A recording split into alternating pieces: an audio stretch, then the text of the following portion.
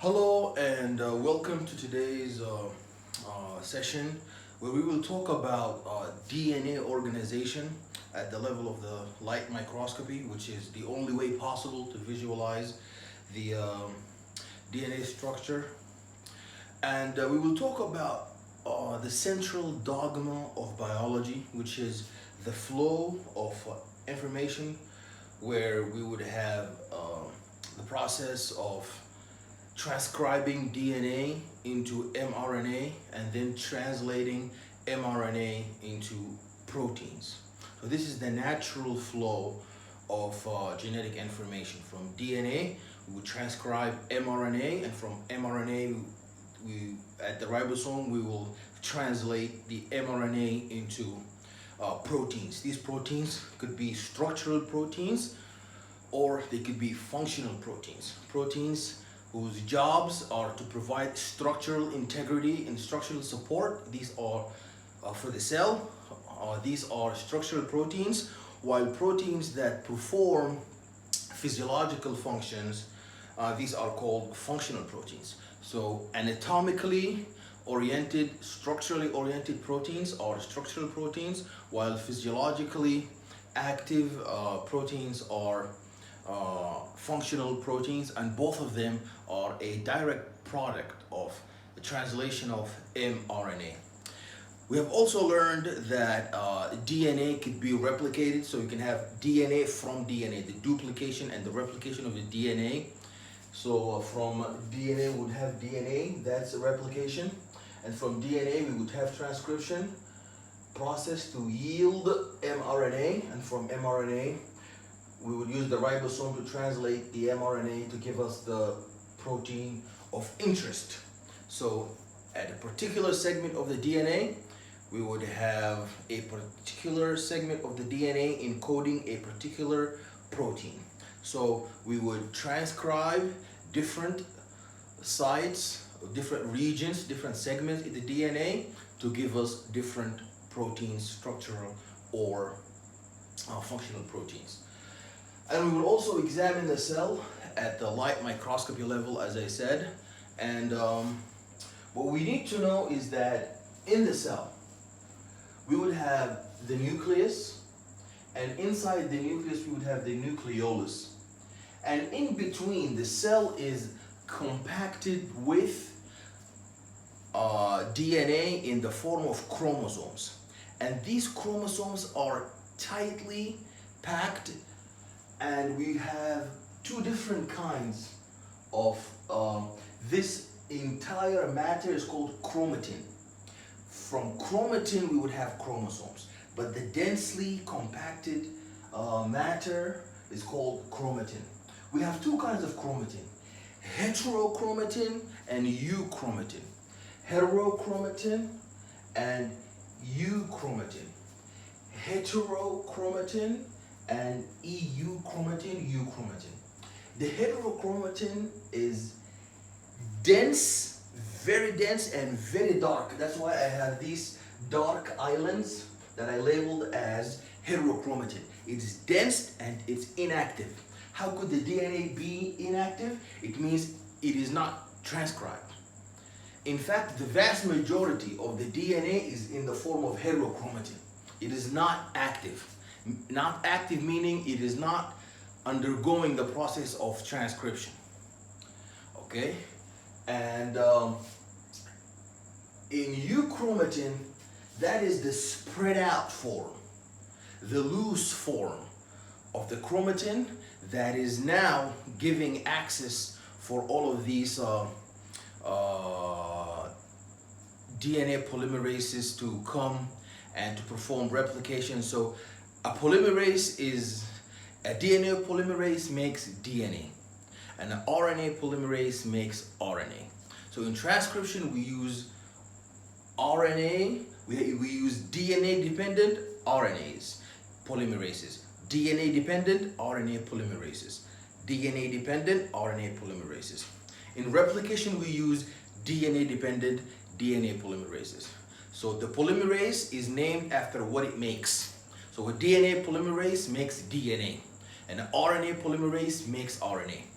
We make DNA from what? Depending on the enzyme. There are DNA-dependent DNA polymerases. These are polymerases that make DNA from DNA. And we do have RNA-dependent DNA polymerases. And these are known as the reverse transcriptases. And these are enzymes like in the HIV virus and telomerase, the telomerases. These are enzymes that use RNA as a template and reversely are able to make DNA out of the RNA. So here the natural flow is to go from DNA to mRNA or from DNA to RNA, then proteins, but we do have reverse transcriptases. These reverse transcriptases give us DNA from RNA. So if they tell you what is the reverse transcriptase, it's a DNA polymerase that is RNA dependent. And we do have DNA dependent RNA polymerases. These are polymerases that use DNA template to give us RNA.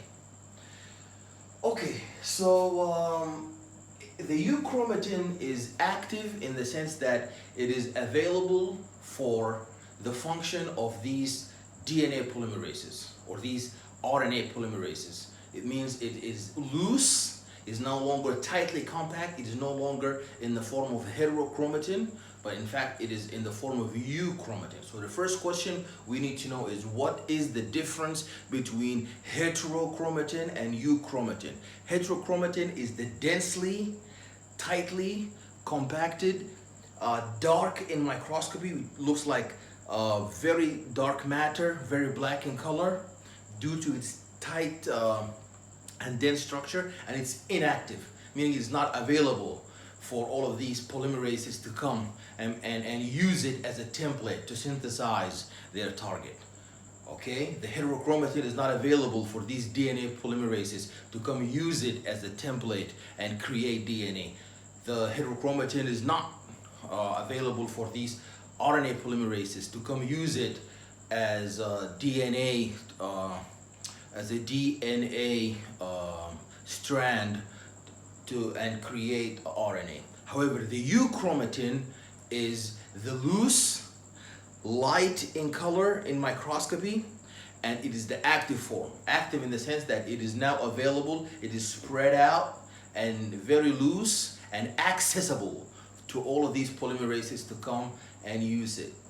The Chromatin is available for the RNA polymerases to come and use it as a template, use the DNA as a template of the DNA of the Chromatin as a template to create RNA, and the DNA polymerases would come in replication and use that Chromatin or use it as a Chromatin to create DNA from that DNA strand.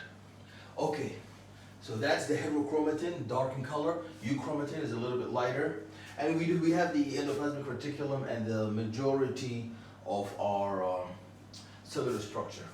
Now, let's take a sample of our Chromatin. In the Chromatin, we will see that the chromatids, the sister chromatids, are in the form of a semi-X, in the sense that we have a side that is shorter than the other side.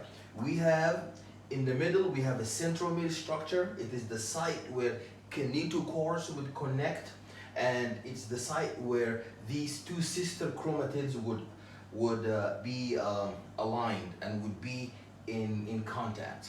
So that's the centromere. And when we have the structure of the sister chromatid, or when we have this structure of the chromosome, there are short arms known as the P arm, short for petite. So the short arms of the chromosome are known as the P arm, while the longer arms of the chromosome are known as the Q arm. Why Q? Because the letter Q comes after P. So P is short, Q is long. So you would never see a chromosome that has equal size in length. So you would have the centromere in the middle, and upstream to the centromere you would have P arms that are short, and downstream, for example, you would have these very long arms. It's not about upstream or long stream. It could be the other way around depending on how you look at it, but you would definitely have a P arms that are shorter and Q arms that are longer. At the tip of the chromosome, you would have these yellow, you see these that I drew in these yellow caps. They are like, you know, in the shoelace. In the shoelace, there's this plastic covering at the end of the shoelace. That plastic covering at the end of the shoelace protects the shoelace from degradation. Here, these are not made of plastic. These ends at the chroma, these yellow ends, they are actually base pairs, but they are inactive. Inactive regions. They are usually in the form of G and C or A and T, known as the telomeres. And there are specialized enzymes that ensure to create them and to cap these ends of the chromosomes. Because after every round of replication, these telomeres get shorter. So the shorter the telomeres, the less able the cell becomes to proliferate. So if we take a fibroblast, or if we take a cell from a 7-year-old and a cell from a 70-year-old, and we provide both cells in two different cultures, we provide the proper growth factors and mitogens, and we look at how many rounds of replications do each cell undergo, you would see that the younger would undergo possibly up to 70 rounds of replication, while the older cell would go up to maybe very few rounds of replication, and in the count of 15 to 20 rounds of replication, or even less. And that is because the degradation of these telomeres with every round of replication.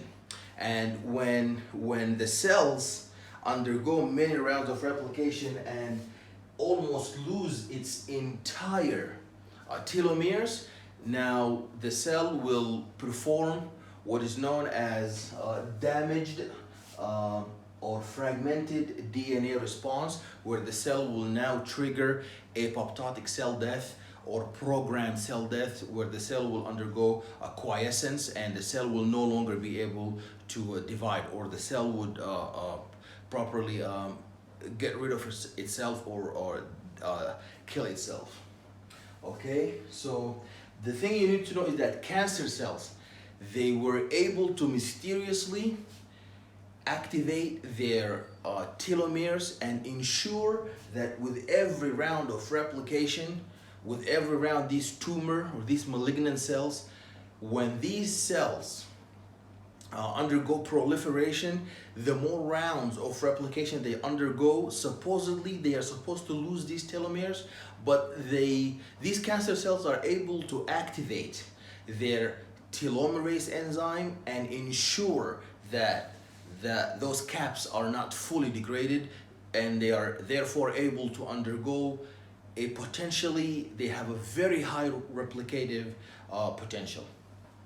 Okay, now we move on to, if we spread out like a thread, if we spread out this strand of the DNA, we would see that it is actually wrapped and coiled around structures known as histones, and these histones are positively charged, and we know the DNA, due to the DNA possessing a negatively charged phosphate group, they bind very tightly. So this coil binds the DNA and rolls it around very tightly. So the very tightly coiled region of the DNA, that is the heterochromatin. And you see I labeled it here, heterochromatin is the dense and inactive form. But when we loosen up the coils, we have euchromatin that is dispersed or spread out, and it is active. It is active, as we see here. We would have the DNA dependent RNA polymerase, and it will create for us through transcription. It would read, it would first recognize a promoter and would then go and create for us a nascent mRNA transcript, also known as the pre-mRNA, and it will read for us the DNA and transcribe for us the base pairing, where with every G you would have a C, or with every C you would have a G. However, if there is an adenine group, we would not have a thymine group in the RNA transcript. In fact, we would have a uracil group. And this is the initial structure. It is with promoter and an enhancer and all of these transcription factors. And we would have introns and axons. Exons are very important for us because what is actually transcribed is the exon, while the introns are eliminated. So we would undergo a very important process called splicing, and in splicing we would remove all of these introns, enhancers, promoter region, and we would have an mRNA transcript. This mRNA transcript is known as the untranslated. It has two regions, an untranslated region and open reading frame. The open reading frame is the actual mRNA, while the beginning is usually a start codon. Which is AUG. While at the end we would have a stop codon, STOP, a stop codon that is usually you go away, or you are gone, or you are away. So these are the base pairs that tell the ribosome to stop the process of translation. UGA, UAA, and UAG, while AUG codes for the beginning. So what's in the middle between the start codon and the stop codon is our ORF, which is the open reading frame. The ribosome would then translate, this open reading frame with the proper tRNAs, would bring in the proper amino acids that are complementary to each codon, and then we would have the proteins. So if you see here, now we successfully had our central dogma of biology, where from DNA we transcribed a pre-mRNA or a nascent mRNA transcript that has a promoter and an enhancer that supports, and an enhancer that would bind an activator. And this is a nascent mRNA transcript that has exons and introns. So all of the introns must be removed. You will be asked on the exam, what is actually used, the introns or the exons? Don't say introns signifies in, that means it will be in the transcript, and exons means it will exit. No, it's the other way around. It's the introns that are removed and the exons that are transcribed. So we remove the introns, the promoter, and the enhancers, and we now, the process, what is the process called? It's called splicing, the process of splicing and cutting out and getting rid of all of these unnecessary regions in the nascent mRNA transcript. And now we would have the open reading frame that begins with an untranslated region, the 5' and a 3' untranslated region. You need to know the start codons, which is AUG, the universal start codon, while UGA, UAA, and UAG are the stop codons. And from that, we would go to the ribosome, and the ribosome would translate for us the open reading frame into protein. So this is the DNA organization, and it's very important to understand the central dogma of biology. Thank you very much, and we will see you in the next video where we will talk in more depth and detail. Thank you.